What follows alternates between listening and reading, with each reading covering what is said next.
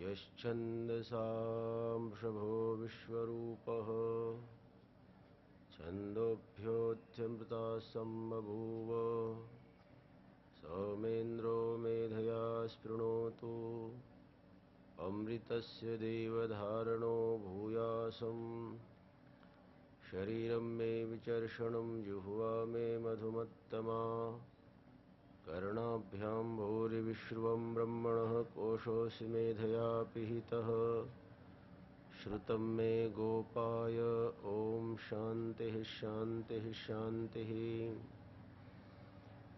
ॐ वाङ्मे मनसि प्रतिष्ठिता मनो मे वाचि प्रतिष्ठितम् आविराविर्म एधि वेदस्य म आणिस्थः श्रुतं मे मा प्रहासीरनेनाधीतेनाहोरात्रान् सन्दधामि ऋतं वदिष्यामि सत्यं वदिष्यामि तन्मामवतु तद्वक्तारमवतु अवतु माम् अवतु वक्तारम् अवतु वक्तारम्। ॐ शान्तिः शान्तिः शान्तिः।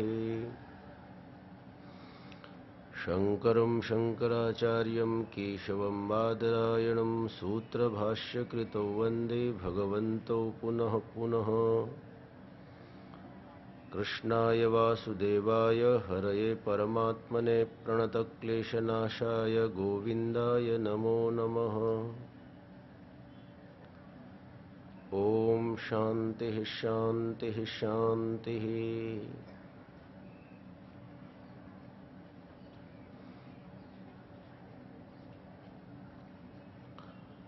सद्गुरु के पावन चरणों में नमन करते हुए इस संस्था के संस्थापक करम से भाई सोमैया, शांति भाई सोमैया की दिव्य आत्मा को स्मरण करते हुए आदरणीय आत्मस्वरूपा लीलाबेन, समस्त सोमैया परिवार के सदस्यगण, सोमैया संस्कृति विहार के सभी समर्पित कार्यकर्ता बंधु, आत्मिक उन्नति को चाहने वाले, परमार्थ पथ पर चलने वाले सभी साधकगण,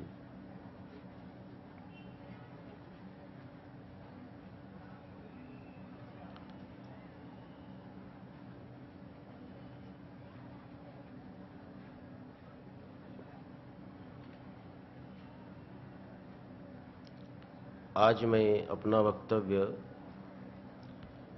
एक छोटी सी कहानी से शुरू करना चाहता हूं।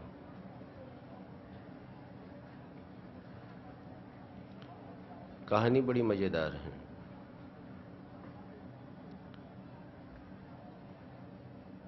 इस छोटी सी कहानी से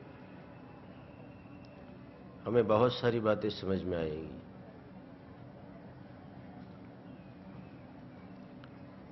एक बार एक राजा ने अपने सभी विद्वज्जन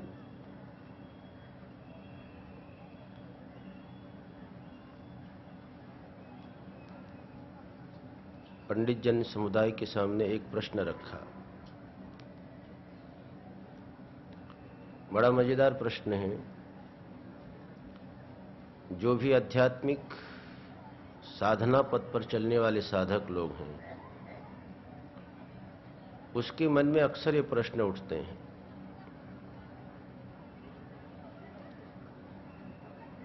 उन्होंने प्रश्न रखा, भगवान कहाँ रहते हैं? दूसरा प्रश्न रखा उन्होंने, भगवान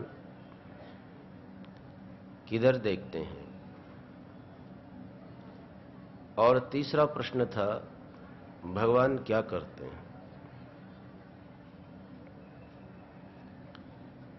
राजा ने शर्त रखी, इस प्रश्न का जो भी उत्तर दे, लेकिन उस प्रश्न के उत्तर से मैं संतुष्ट नहीं रहा, संतुष्ट नहीं हुआ, तो उस व्यक्ति को कारागृह में डाल दूंगा। बहुत से लोगों ने इन 3 प्रश्नों के उत्तर देने का प्रयत्न किया, लेकिन कोई सफल नहीं हो पाया। बहुत से लोग कारागृह में बंद हो गए। एक कोई गरीब ब्राह्मण था, वो भी प्रश्न का उत्तर देने के लिए चल पड़ा। बहुत कोशिश की, भगवान कहाँ रहते हैं,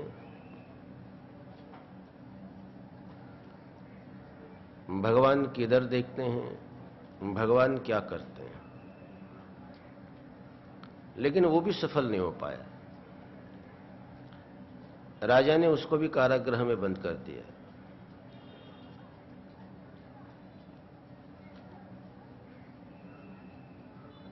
उस पंडित जी के एक भाई थे, घर में बैठकर बहुत चिंतित हो रहे थे। उनकी एक बच्ची थी 12 वर्ष की। उन्होंने पूछा अपने चाचा को कि आप इतना दुखी क्यों हैं। उसके चाचा ने सारी परिस्थिति बता दी। उन्होंने बता दिया कि मेरे भाई आज कारागृह में बंद हैं। राजा की 3 प्रश्न हैं। उन 3 प्रश्नों के उत्तर देने के लिए भैया वहां पहुंचे, समाधान नहीं दे पाए। राजा ने उन्हें कारागृह में बंद कर दिया। उस 12 वर्ष के बच्ची में उत्सुकता जगी। उस बच्ची ने पूछा कि आप बताएं वो राजा के प्रश्न क्या है। उन्होंने तीनों प्रश्न बता दिए उस 12 वर्ष के बच्ची को। बच्ची बहुत प्रसन्न हो गई और प्रसन्न होकर के उन्होंने अपने पिता से प्रार्थना की कि मैं स्वयं जाकर राजा के प्रश्नों के उत्तर देना चाहती हूं। और उस बच्ची में इतना आत्मविश्वास था, उन्होंने अपने पिता को कहा कि मैं तीनों प्रश्नों की बहुत अच्छी प्रकार से उत्तर देकर जो भी विद्वान लोग वहां पर कारागृह में बंद हैं सबको मुक्त करके ले आओ। उसके पिता ने कहा, बेटी वो राजा बहुत दुराग्रही है और तुम भी उन प्रश्नों के उत्तर नहीं दे पाओगी तो तुमको भी कारागृह में बंद कर देगा। लेकिन उस बच्चे ने कहा, नहीं, मैं उन प्रश्नों के उत्तर दूंगी, राजा को मैं संतुष्ट कर दूंगी। उसके पिताजी बहुत घबराए, लेकिन बच्ची नहीं मानी और वो सीधे राज दरबार में गई, राजा के सामने खड़ी हो गई और उन्होंने राजा को कहा कि राजन, आपके प्रश्नों के उत्तर देने के लिए मैं आई हूं, आप कहो आपके क्या प्रश्न हैं। राजा हंसने लगा। राजा ने कहा, बड़े बड़े विद्वान यहां हारे थके कारागृह में बंद हो गए, वे समाधान नहीं दे पाए और तुम अबोध 12 वर्ष की बच्ची मेरे प्रश्नों के क्या उत्तर दे पाओगे। बच्चे ने आग्रह किया कि नहीं, आपके प्रश्नों के उत्तर दूंगी मैं, आप पूछो आपके प्रश्न क्या है। राजा ने वही शर्त रखी, यदि समाधान नहीं हो पाया मैं तुम्हें भी कारागृह में बंद कर दूंगा। स्वीकार कर लिया उस बच्ची ने और राजा को कहा कि आप अपने प्रश्नों को मेरे सामने रखें। राजा जैसे ही वो प्रश्नों को रखने लगा, उस बच्चे ने कहा, रुको रुको, जैसे उत्तर देने के कुछ नियम हैं वैसे प्रश्न पूछने के भी कुछ नियम हैं। और हम उन नियमों को पूरा कर लेते हैं पहले। बहुत बुद्धिमान थी वो बालिका। उस बालिका ने राजा को कहा कि आप पहले मेरे को अपने आसन पर बैठा दीजिए, आप मेरे को ऊपर वाले ऊंचे आसन पर विराजित करा दीजिए और आप नीचे बैठ जाइए। क्योंकि प्रश्न पूछने वाला शिष्य होता है, उसको नीचे बैठना चाहिए, और जो उत्तर देने वाला होता है वो गुरु होता है, उसको ऊपर बैठना चाहिए। राजा तो हक्का बक्का रह गया, अपने मंत्रियों की तरफ देखने लगा।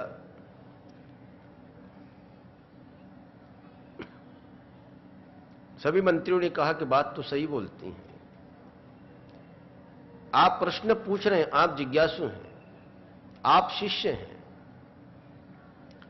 आपको नीचे बैठना चाहिए, और ये उत्तर देने वाली हैं, ये गुरु हैं, इनको ऊपर बैठना चाहिए। बात तो सत्य है, बात तो नियम की है। राजा को मजबूरी में नीचे बैठना पड़ा और उस बच्ची को ऊपर बैठा दिया, अपनी जगह पर बैठा दिया।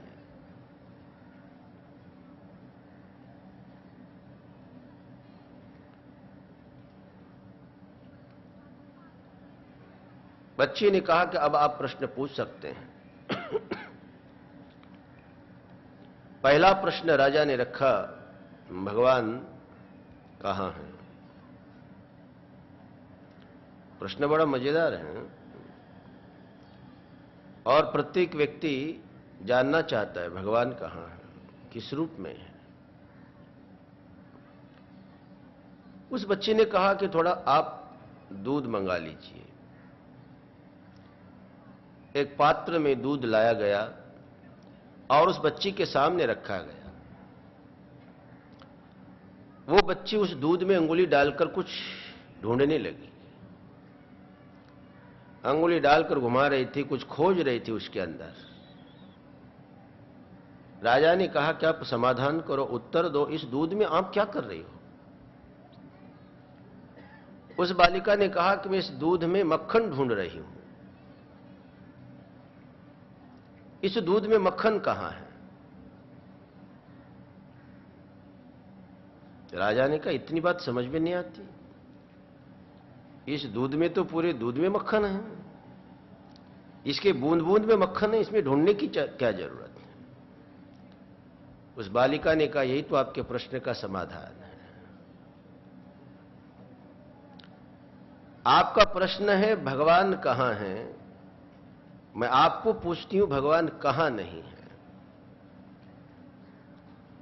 भगवान व्यापक है, आकाशवत सर्वगतश्च नित्यः।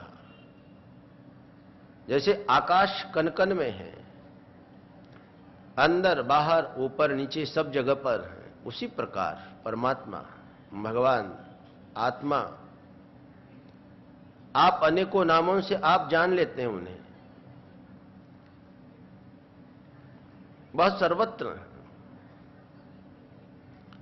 भगवान ने भी गीता जी में कहा मया ततमिदं सर्वम जगदव्यक्त मूर्तिना, मैं कनकन में व्याप्त हूं। भगवान ने 7वें अध्याय में और 10वें अध्याय में विश्वरूप का प्रतिपादन किया है। 11वें अध्याय में भगवान ने विश्वरूप के दर्शन करा दिए, और वो विश्व रूप दर्शन क्या है? कनकन में भगवान की विद्यमानता के दर्शन। भगवान ने गिना दिया मैं कहां कहां हूं, पर्वतों में हिमालय हूं, मनुष्यों में राजा हूं, नदियों में गंगा हूं। इसका अर्थ यह नहीं था कि अन्यत्र भगवान नहीं है। भगवान को यही कहना है मैं सर्वत्र हूं, कनकन हूं, विश्व ही मेरा रूप है।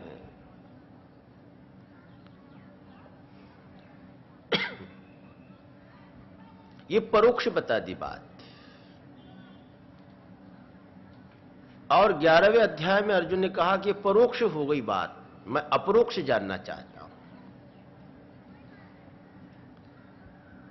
उस बालिका ने भी यही बता दिया। बालिका ने कहा इसके अंदर मक्खन है, उस दूध के एक बूंद बूंद में, लेकिन हमें दिखाई नहीं देता है। हम उसमें कितना भी कोशिश करें ढूंढने की, लेकिन हमें दिखाई नहीं देता।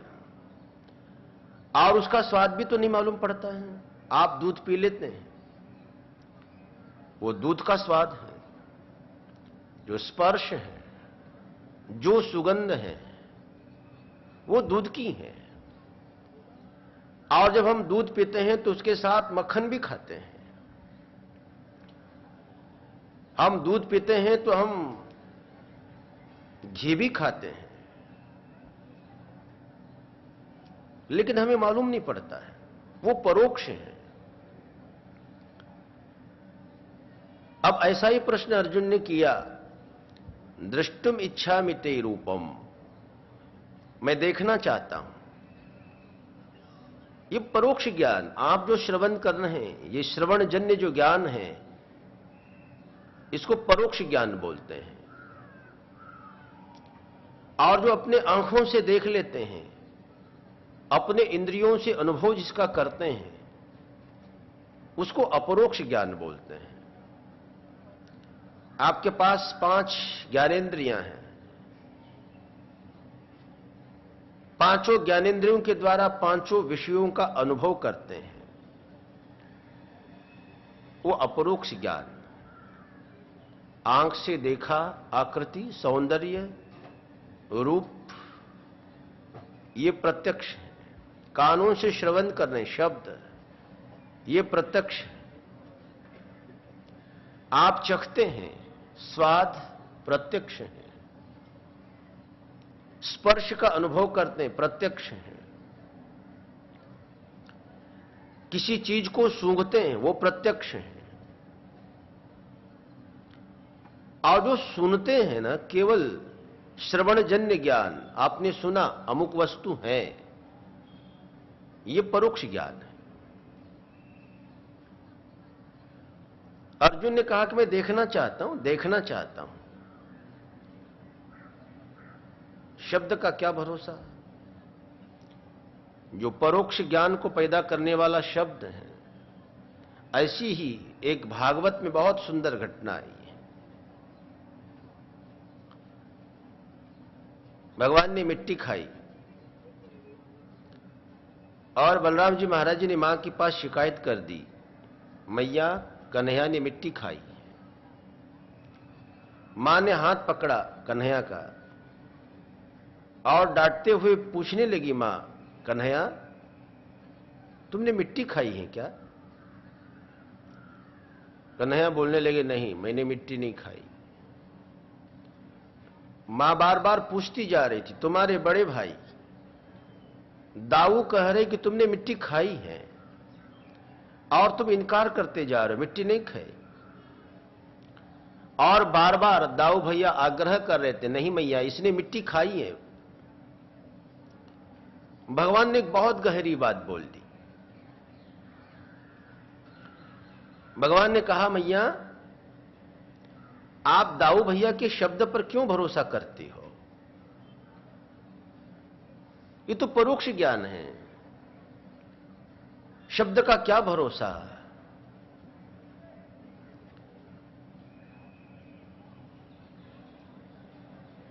भगवान ने कहा कि आप स्वयं क्यों नहीं देखना चाहते हो? अपरोक्ष, प्रत्यक्ष, अपने आंख से देख लो, मुख खोलकर, मैंने मिट्टी खाई कि नहीं। आप दाऊ भैया के शब्द पर भरोसा कर रहे हैं, लेकिन आपको अपनी आंखों पर भरोसा नहीं। आपके पास भी तो आंख है। समक्षम पश्य मे मुखम, आप अपने आंखों के सामने मेरा मुख है, अब देख लो थोड़ा, मैंने मिट्टी खाई कि नहीं। एक तरफ शब्दजन्य परोक्ष ज्ञान है, शब्द से पैदा होने वाला, और दूसरी तरफ अपने आंखों से जिसको हम देख सकते हैं, वो अपरोक्ष ज्ञान। मां ने देखा, अपरोक्ष देखा, लेकिन भगवान ने मिट्टी नहीं, सारी दुनिया दिखा दी। भगवान ने अपने मुख में संपूर्ण विश्व दिखा दिया। जब अर्जुन ने पूछा मेरे को आप दिखाओ अपना रूप जो कण कण में विराजमान, हर जगह पर विराजमान, भगवान ने कहा देखो पश्य। और अर्जुन को पूछा तुमको दिखाई दे रहा है? अर्जुन ने कहा मेरे को कुछ दिखाई नहीं दे रहा है। नारायण आपको मक्खन दिखाई नहीं देता है, आपको मालूम है उसके अंदर है मक्खन है, मालूम है, लेकिन वो आपके दृष्टि का विषय नहीं बनता है। और दृष्टि का विषय उसको बनने के लिए आपको कुछ करना पड़ता है। उस तत्व का, परमात्मा तत्व का, आत्म तत्व का अनुभव करने के लिए दो ही उपाय हैं। या तो आप साधना से, अपनी साधना से, अपने श्रम से, अपने पुरुषार्थ से अपने मन को इतना पवित्र बना दे, सूक्ष्मया सूक्ष्मदर्शी भी दृश्यते त्वग्रया बुद्ध्या सूक्ष्मया सूक्ष्मदर्शी भी। श्रुति कहती कि परमात्मा के दर्शन, आत्मदर्शन संभव है, और वो दर्शन हमारे बुद्धि से होंगे, अपने दृष्टि से, लेकिन वो जो दृष्टि है सूक्ष्मया सूक्ष्मदर्शी भी,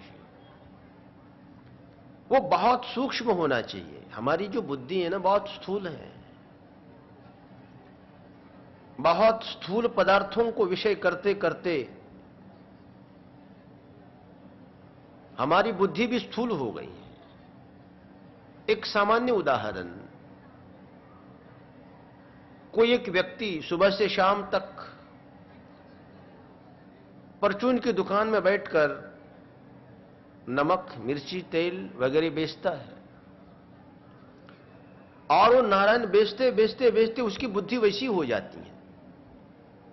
सुबह से शाम तक वर्षों जिन्होंने नमक मिर्ची, तेल, जीरा बेचा हो, हजारों बार उसको दोहराया हो, आप वैसे बुद्धि से परमात्मा की बहुत गहन सूक्ष्म विवेचना करने की कल्पना नहीं कर सकते। हम जो करते हैं, हम जो सोचते हैं, हमारे करने का और सोचने का जो विषय जैसा होता है वैसी हमारी बुद्धि बन जाती है। हमारी जीवन का, हमारी इंद्रियों का अनुभव स्थूलता है, बाहर के पदार्थ हैं, शब्द, स्पर्श, रूप, रस, गंध, हम उसी के बारे में ज्यादा सोचते हैं। वही सोचना हमारी आदत बन गई है, हमारा स्वभाव बन गया है। और वो जो शब्दातीत, जो सूक्ष्म तत्व, उसको जानने के लिए अब हमारे बुद्धि को और सूक्ष्म बनाना होगा।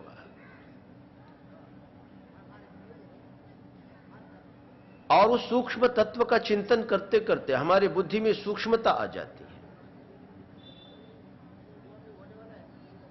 हमारे बुद्धि में पवित्रता आ जाती है, हमारे बुद्धि में स्थिरता आ जाती है। हमारे बुद्धि को दो चीजें चाहिए, एक पवित्रता और दूसरी एकाग्रता।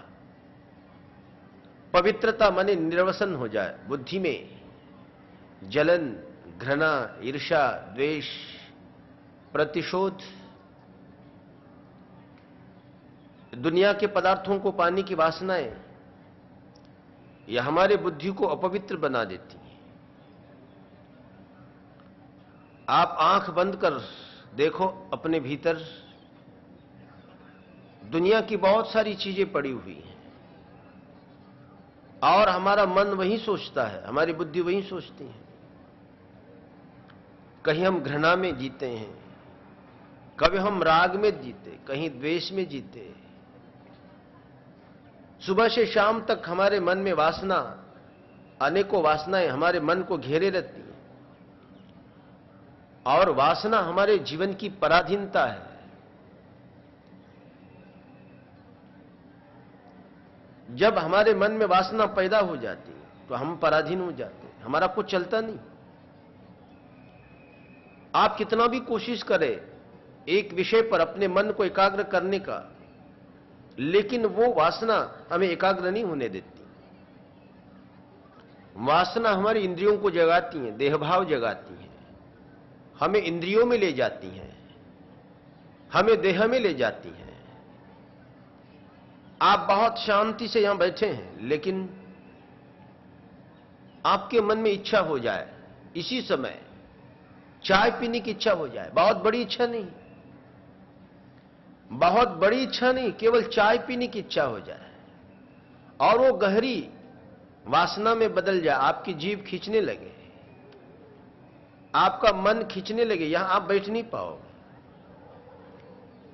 आप धीरे से यहां से उठकर सोचेंगे चलो चाय पी के आते हैं। वासना ने जगा दिया इंद्रिय को, जगा दिया शरीर को, देह भाव को, और चल पड़े। उस वासना ने बैठा दिया हमें इंद्रिय में, वासना ने बैठा दिया हमें शरीर में। इसलिए नारायण आत्म तत्व का, परमात्मा तत्व का अनुभव यदि करना है, इस पर नियंत्रण बहुत जरूरी है। इसी को आत्म संयम बोलते हैं। आत्म संयम का अर्थ यहां आत्मा का संयम नहीं, आत्म संयम माने इंद्रिय संयम, आत्म संयम माने मन का संयम, आत्म संयम माने बुद्धि का संयम, जिनके द्वारा परमात्मा को हम जान सकते, उन माध्यमों पर नियंत्रण तो चाहिए। उन माध्यमों पर नियंत्रण ना हो तो कैसे जानेंगे? आप चश्मा लगा रहे हैं, चश्मा ठीक तो हो, आपका जो नंबर है उस नंबर वाला चश्मा हो तभी तो आप देख पाएंगे, और वो नंबर वाला चश्मा नहीं तो आप कितना भी प्रयत्न करो आप नहीं देख पाओ। परमात्मा को जानने के यही उपाय है, प्रतिबंध को दूर करना, और जिन उपायों से हम परमात्मा को जान सकते उनको और सूक्ष्म बनाना, मन को निर्वसन करना है। इसलिए भगवान ने गीता जी में आपको निष्काम कर्मयोग का प्रतिपादन किया।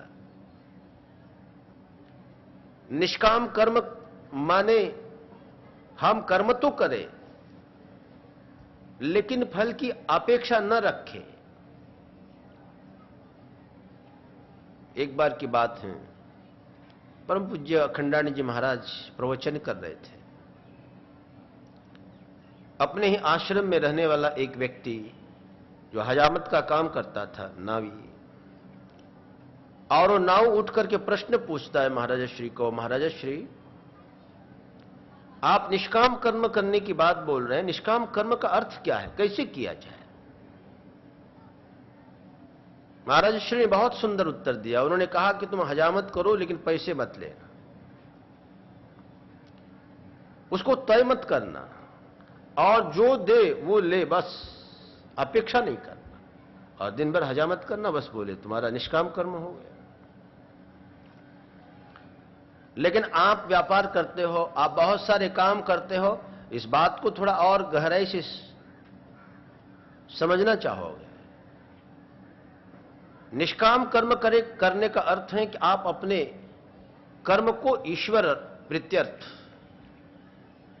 भगवान के लिए, आप सुबह से शाम तक काम करो और भगवान को समर्पित करो। और हमें समझना है जो भी कुछ हो रहा है उसी प्रभु की इच्छा से हो रहा है। अपनी वासना बीच में न आने दे, अपनी कामना को बीच में न आने दे। और जब इस प्रकार हम निष्काम भाव से कर्म करते रहेंगे तो कामनाओं पर नियंत्रण होगा, वासनाओं पर नियंत्रण होगा।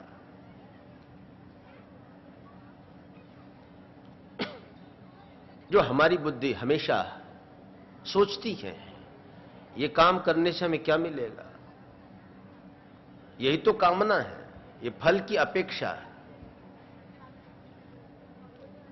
और निष्काम कर्म के द्वारा, जप के द्वारा, ध्यान के द्वारा, श्रवण मनन निधिध्यासन के द्वारा धीरे धीरे वासनाओं पर नियंत्रण हो जाता है और उसके बाद हमारा मन स्थिर होने लगता है। ये पवित्र मन, पवित्र बुद्धि, आप मन कहो बुद्धि कहो कोई फर्क नहीं पड़ता है। आपकी बुद्धि, आपका मन, आपका चित्त, आपका अहम पवित्र हो जाए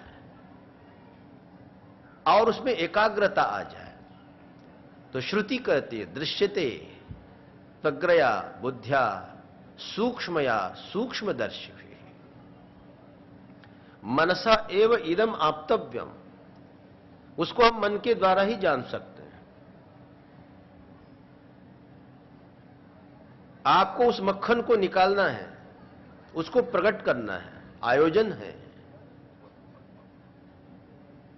वहां प्रक्रिया है। आप उस प्रक्रिया को अपनाओ तो उसको प्रकट कर सकते हैं। आप उस दूध को गरम कर उसको दही बना ले और दही बनाने के बाद उसको आप बिलोड़े।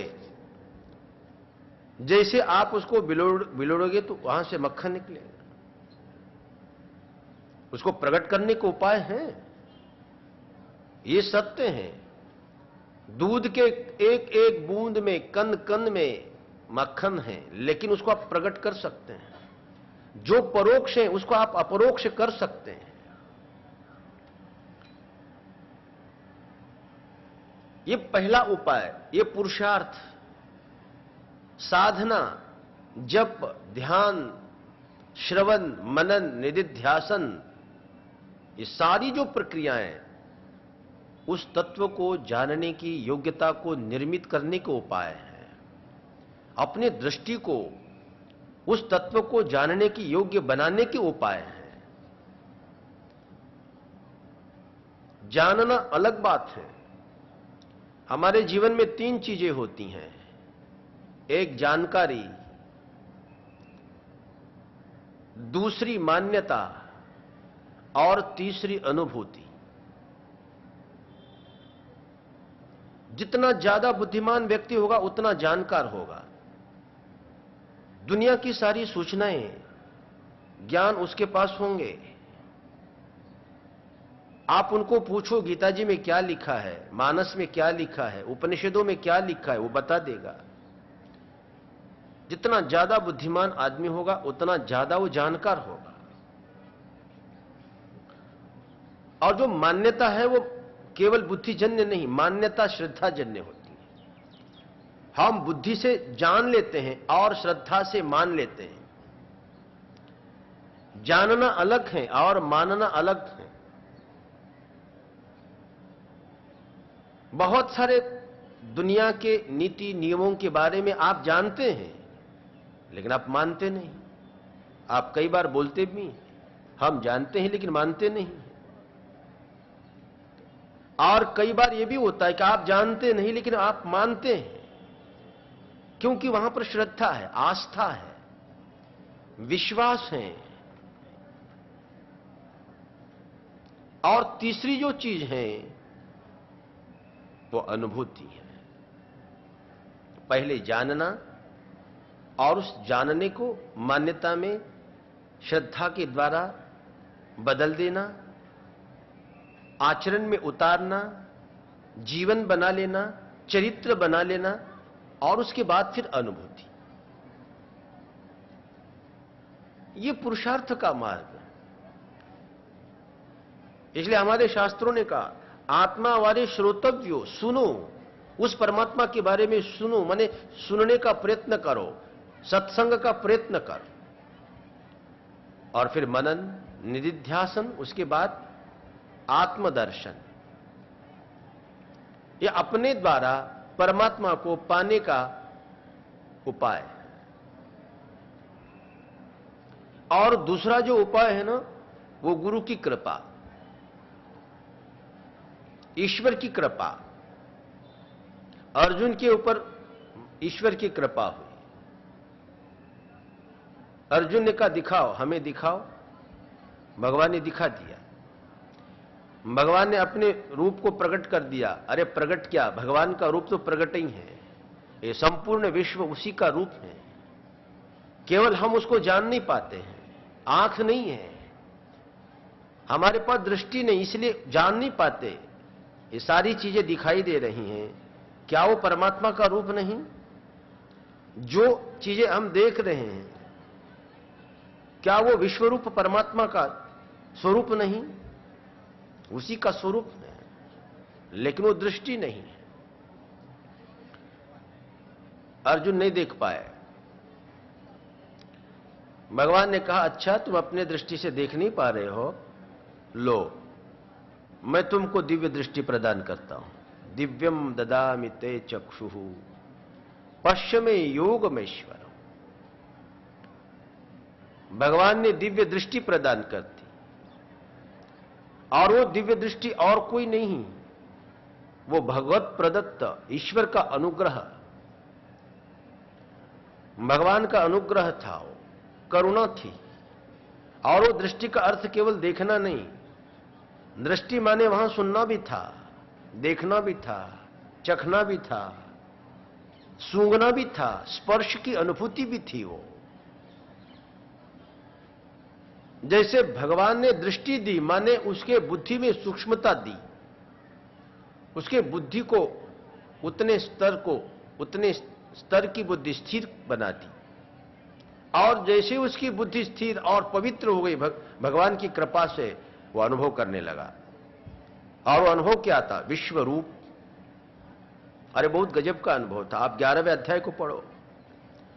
एक साथ वो देख रहा था, एक साथ विश्व ही परमात्मा का रूप है।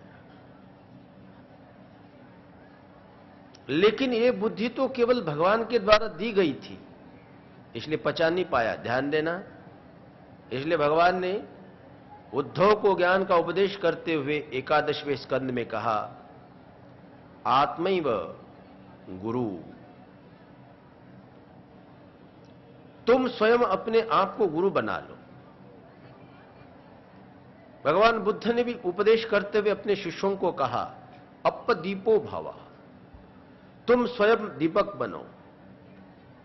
उस आत्म तत्व को जानने की योग्यता को स्वयं निर्मित करना बहुत जरूरी है। कृपा से, ईश्वर की कृपा से, गुरु की कृपा से हमें कुछ मिल भी जाए, वो हमारी दृष्टि तो नहीं। आपको प्रसाद मिला, केवल आगे बढ़ने के लिए मार्ग मिला। आप ऐसा समझना कि जैसे सैंपल होता है ना, सैंपल। आपको कोई चीज खरीदना है तो आप सैंपल देख लेते हैं। छोटा सा कपड़ा सैंपल के रूप में है, लेकिन उससे आपका काम चलने वाला नहीं है। उससे तो आपका रुमाल भी नहीं बनेगा। गुरु आपको केवल एक झलक दिखाते हैं। ईश्वर आपको कृपा कर एक झलक दिखा देते हैं। ऐसे ही हुआ। घोषणा तो अर्जुन को स्वयं करनी पड़ी, स्वयं को उसके योग्य बनाना पड़ा। देखा और उसके बाद उन्होंने घोषणा कर दी, नष्टो मोह स्मृति लब्धा। ये अर्जुन की अपनी दृष्टि थी। जो 11वें अध्याय में उन्होंने देखा, वो भगवान के दृष्टि से देखा,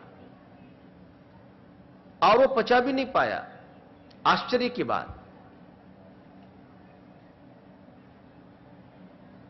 एक अज्ञानी व्यक्ति को ज्ञान की दृष्टि भी दे और दुनिया को देखने के लिए बोले तो समझ नहीं पाएगा। इसलिए क्रमिक विकास, धीरे धीरे साधना के द्वारा वासनाओं पर नियंत्रण करते जाना है, मन को एकाग्र करते जाना है धीरे धीरे।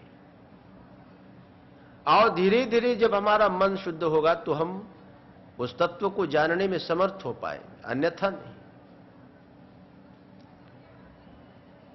उस बालिका ने कहा, राजन इसके अंदर मक्खन है, लेकिन उसको प्रकट करना है। वैसे कण कण में परमात्मा है, उसको देखना है, प्रकट नहीं करना है।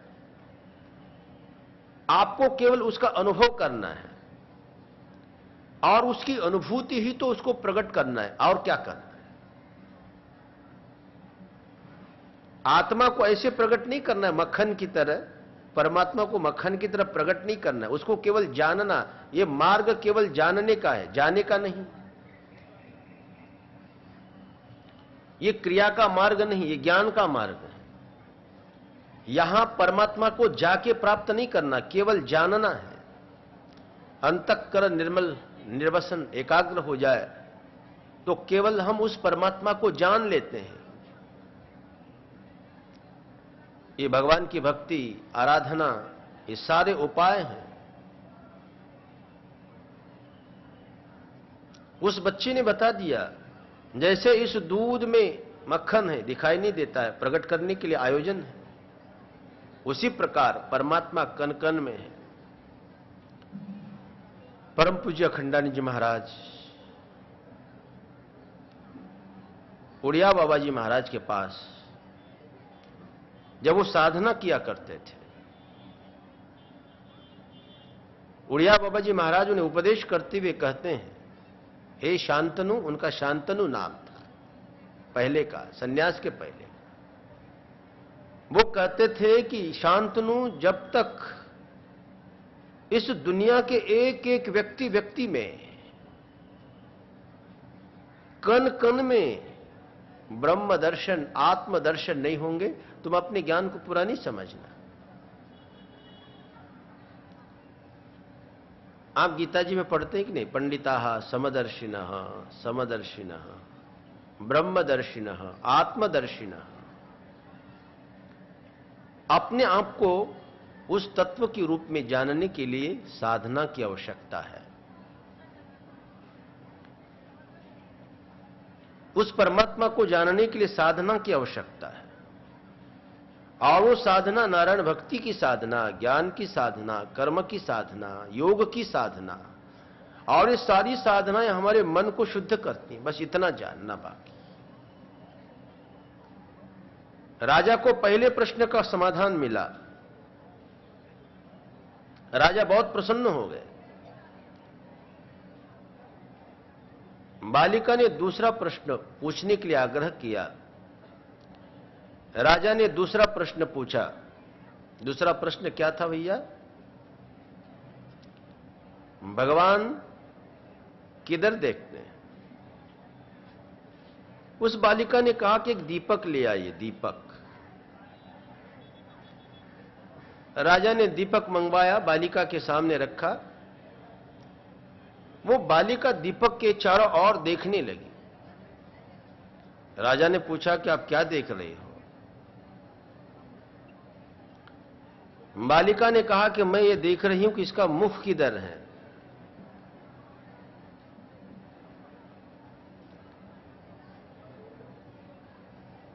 हमारा मुख सामने है ना, हम खाते हैं।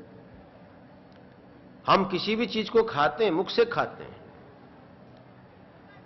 और जिधर से मुख होता है उधर से तो देखते हैं हम। बालिका ने कहा कि मैं देखना चाहती, इसका मुख किधर है? राजा ने कहा अग्नि है। अग्नि तो सर्वतोमुखी है। सर्वतोमुखी माने अग्नि के तो चारों ओर मुख ही मुख है। जहां तक अग्नि वहां तक मुख है। आप अग्नि को कहीं से भी छुओ, वो अग्नि आपको खाना शुरू कर देती। आप अग्नि को ऊपर छुओ तो भी आपको जलाना शुरू कर देती है, और जलाने का अर्थ आपको खाना शुरू कर देती है। उसका वो मुख है, सर्वतोमुखी है। चारों ओर वो दीपक प्रकाशमान है। अग्नि की दृष्टि चारों ओर फैली हुई है।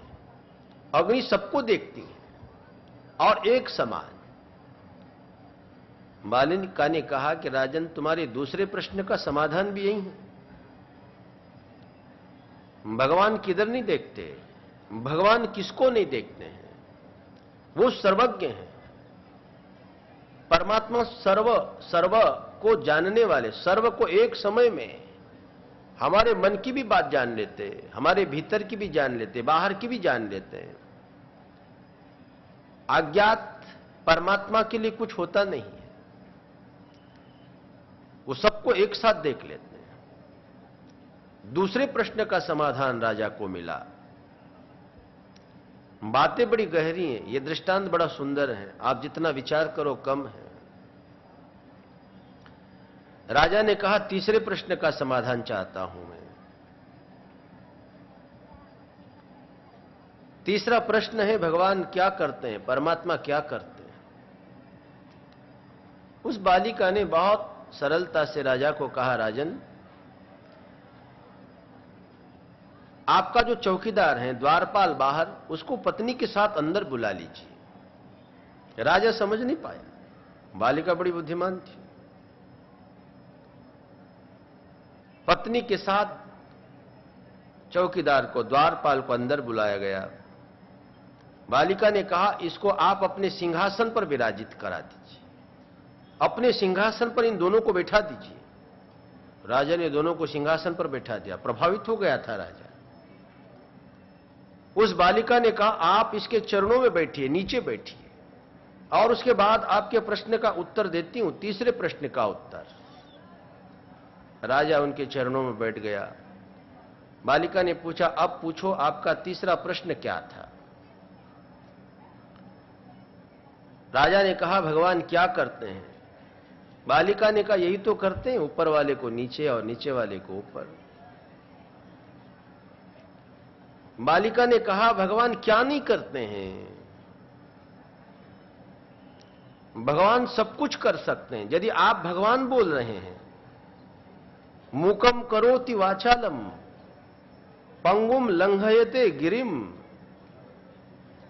एक मूके आदमी को भी भगवान बुलवा सकते हैं, और एक वाचाल व्यक्ति को भी भगवान चुप करा सकते हैं। एक पंगु व्यक्ति को भी भगवान पहाड़ को लंघवा सकते हैं, उसमें सामर्थ्य है। इसलिए आप भगवान को बोलते ना, कर्तुम अकर्तुम अन्यथा कर्तुम सामर्थ्य। आप ध्यान दें, ये तीन शब्द बड़े महत्वपूर्ण हैं। भगवान में करने का भी सामर्थ्य है, भगवान में नहीं करने का भी सामर्थ्य है, और भगवान में अन्यथा करने का भी सामर्थ्य है। करने का सामर्थ्य, भगवान जो चाहे कर सकते हैं, और दूसरा जो सामर्थ्य है, अकर्तुम माने नहीं करने का भी सामर्थ्य। अब ये नहीं करने का सामर्थ्य माने भगवान कर भी सकते हैं, भगवान नहीं भी कर सकते हैं। और जो करने का जो सामर्थ्य है ना, उससे भी ज्यादा बड़ा सामर्थ्य नहीं करने का है। हमारे जीवन की विडंबना यही है, हम कर तो सकते हैं, ये करना सरल है, लेकिन जो नहीं करना ये बहुत कठिन है। मैं आपको पूछता हूं, विचार करना सरल है कि विचार नहीं करना सरल है? क्यों नीरूबेन?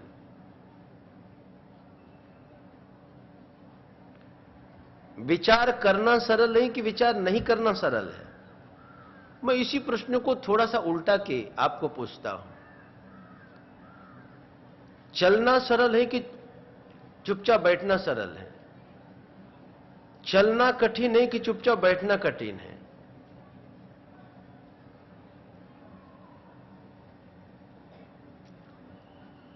आपको चलना है 1 घंटा, ये तो बहुत सरल है, कठिन नहीं है।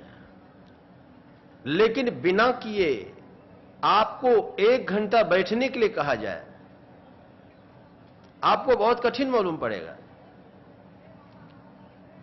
आपको सोचते हुए बैठने के लिए कहा जाए, बैठो सोचते जाओ, आपके लिए सोचना कठिन है या बिना सोचे बैठना कठिन है? बिना सोचे बैठना बहुत कठिन होगा। हम करते हुए होना चाहते हैं, करते हुए होना बहुत सरल है, लेकिन बिना किए होना बहुत कठिन है। और हमारे जीवन का यही नारायण बहुत महत्वपूर्ण भाव, हम बिना किए भी हो, हमारे जीवन में अकर्मण्यता, अकर्म का भाव घटित हो, इसी को बोला है अकर्तुम। भगवान में वो सामर्थ्य है अकर्तुम भी। जैसे करने का सामर्थ्य है वैसे नहीं करने का भी सामर्थ्य है। और ये नहीं करने का सामर्थ्य व्यक्ति को महान बनाता है। आप ये मत सोचना केवल करने का ही सामर्थ्य व्यक्ति को महान बनाता है। गुरु ने कहा ऐसा मत करो, गुरु ने कहा ऐसा करो, तो आपको दोनों में से कौन कठिन मालूम पड़ेगा, जो करो वाला कि नहीं करो वाला? गुरु ने कहा थोड़ा एक माला जप करो, ये तो बहुत सरल मालूम पड़ेगा। लेकिन गुरु ने कहा कि ये वासना की जो चीजें हैं ये मत करो, आपको बहुत कठिन मालूम पड़ेगा। ये आत्म नियंत्रण की प्रक्रिया है, ये विचारों पर नियंत्रण की प्रक्रिया है, कर्म के नियंत्रण की प्रक्रिया है। और जो साधक होता है नारायण, इसमें ये परमात्मा तत्व का भाव साधना के द्वारा आविष्कृत होता है। आप जैसे जैसे साधना करते हैं, कर्तुम, अपनी करने पर नियंत्रण आ जाता है, नहीं करने पर भी नारायण नियंत्रण आ जाता है। और जो चीजें असंभव जैसी मालूम पड़ती हैं, अन्यथा कर्तुम, जो चीजें बहुत असंभव जैसी मालूम पड़ती वो भी चीजें हमारे द्वारा हो जाती।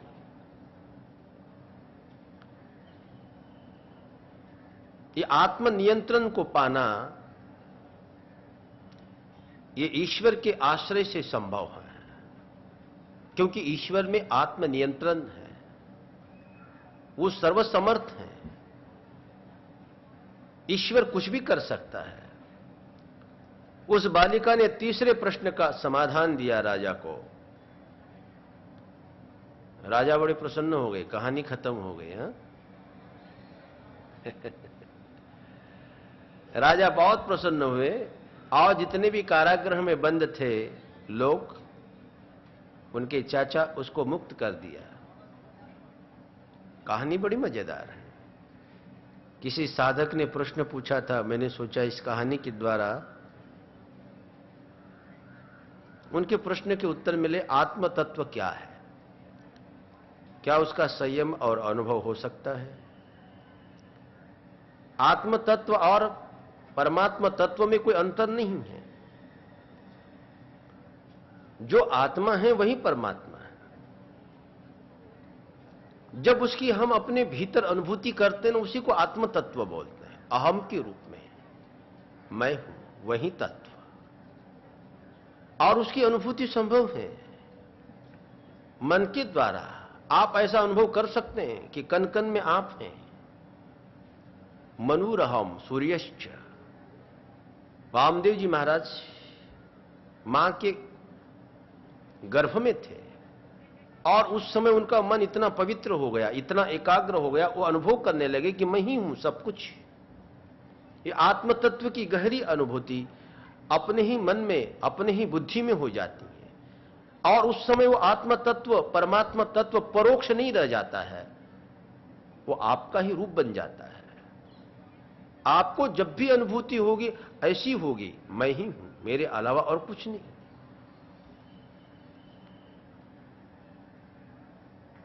क्या वर्तमान ही ब्रह्म है? ब्रह्म तो वर्तमान भी है, भविष्य भी है और अतीत भी है, और उन तीनों से परे भी है। लेकिन साधना काल में अपने मन को वर्तमान में लाकर उसको एकाग्र करना बहुत जरूरी है। नहीं तो हम भविष्य के बारे में सोचेंगे, अतीत के बारे में सोचेंगे, और वर्तमान में जो साधना का क्षण है उसको हम खो देंगे।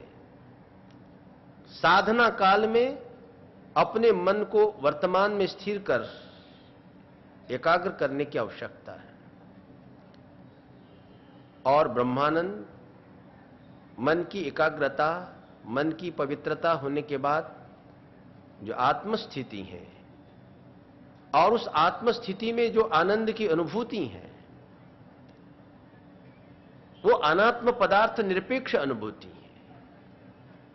अपने भीतर होने के बाद अपने में होने का जो आनंद है ना, वही ब्रह्मानंद है। आप अपने में आनंदित हैं। आपको आनंदित होने के लिए बाहर के किसी चीज की जरूरत नहीं है। समझ लीजिए कि वो आत्मानंद है, वो ब्रह्मानंद है। वो आनंद चखने से नहीं है, सुनने से नहीं, देखने से नहीं, सूंघने से नहीं, आप अपने में मस्त हैं। अनात्म पदार्थ निरपेक्ष जो अपने भीतर से आनंद की अनुभूति, वही ब्रह्मानंद और वो एकत्व की अनुभूति। मैंने आपको अभी भी कहा, जब आप अनुभव करेंगे कि मैं ही सब कुछ हूं, और उस समय जो आह्लाद आपके अंदर उत्सव होगा, वही तो ब्रह्मानंद। अपने भीतर क्या खोजना है और कैसे?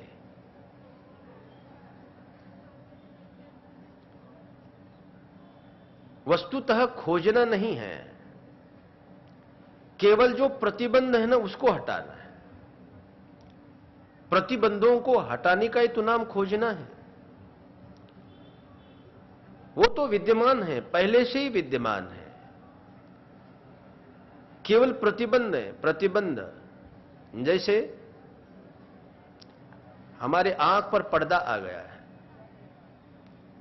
मोतियाबिंद, आप क्या करते हैं? आप उसको हटा देते हैं। आप कोई आंख पैदा नहीं करते हैं। आप आंख को खोज भी नहीं रहे हैं, खोई कहां है तो वही, केवल आप उसके ऊपर का पर्दा हटा देते हैं। और जैसे पर्दा हट जाता है तो आपके पास दृष्टि तो है। वैसे अज्ञान का पर्दा, अज्ञानेनावृतम ज्ञानम तेन मुह्यन्ति जन्तवः। भगवान ने कहा, अज्ञान के पर्दे के कारण, आवरण के कारण हमारा स्वभाव, और ये अज्ञान और कुछ नहीं है। अज्ञान माने यही है, हमारा मन, जलन, घृणा, वासना, प्रतिशोध, ये दुनिया की जो सारी चीजें, आकर्षण, यही तो अज्ञान है। और ये धीरे धीरे जब कम होता जाता है, कम करने की जो साधना, यही उसको खोजना है। खोजने के सारे ये उपाय हैं, आत्मा वाले, श्रोतव्यो, मंतव्यो, निदिध्यासितव्य। ये श्रवण, मनन, निदिध्यासन, यही आत्मा को खोजने के उपाय हैं। बड़ा सुंदर प्रश्न किया। जो भी मुमुक्षु हैं उनको मैं बहुत बहुत धन्यवाद देना चाहूंगा।